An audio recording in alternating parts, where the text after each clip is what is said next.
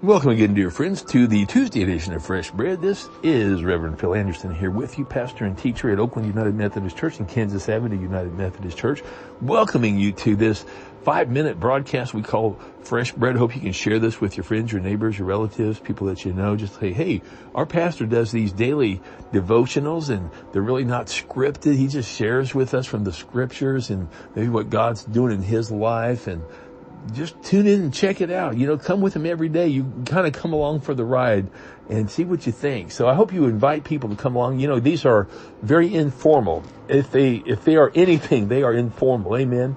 And I just share what God's doing in my heart and my life, and I just want him to be evident in my words, my actions, my deeds, and my thoughts. I'm praying for breakthrough in 2022. How about you? Are you hoping this is a year of new heights, that maybe you're going to go places you've never gone before with the Lord? Well, I hope that's what's going to happen for all of us this year in 2022. We can make that happen by just turning our hearts and our minds and our thoughts towards Jesus. He'll take care of the rest. Just give him what you got. He will use what you give him, and he will make the most of it.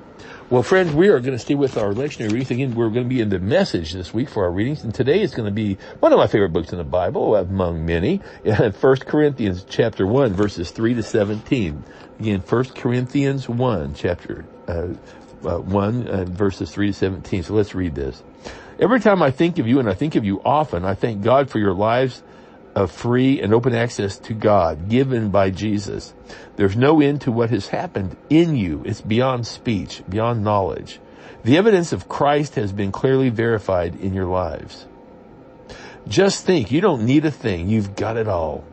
All God's gifts are right in front of you as you wait expectantly for our Master Jesus to arrive on the scene for the finale.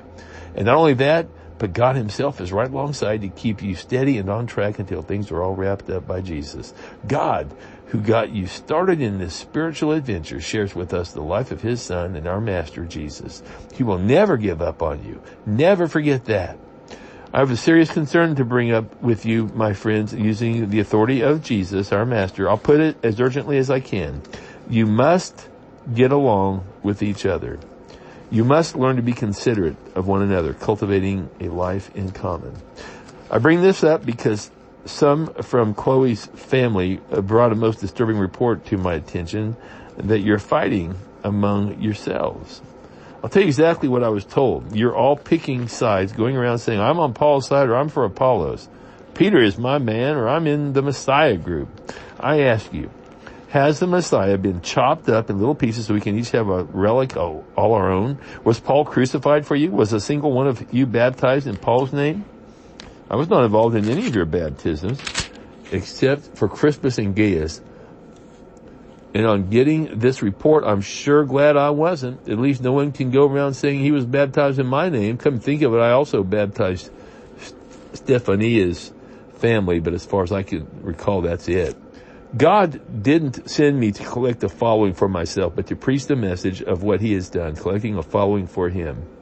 And he didn't send me to do it with a lot of fancy rhetoric of my own, lest the powerful action at the center, Christ on the cross, be trivialized into mere words. Well, once again, fantastic reading right there. I love it. I like reading it out of the Message. It just brought a whole new dimension to that section right there. There's an old song that goes something like this. They will know we are Christians by our love. And friends, if we don't love each other, really, what kind of message are we sending to the world? I think that we have a long ways to go. I honestly do, with the churches and picking sides. And I believe this and you believe that, therefore we can't be together. And you know what? Jesus is at the center. And if we focus on him, everything else just falls right into place, doesn't it? If we'll just keep it simple. Focus on Christ. Come back to the cross over and over and over again. Everything will fall into place. Well, friends, thank you again for being with me today for this Tuesday edition of Fresh Bread. I hope you have a great rest of the day. God bless you. Hope to have you back tomorrow for Wednesday on more Fresh Bread. Until then, have a wonderful day. God bless you, and we'll hope to see you tomorrow.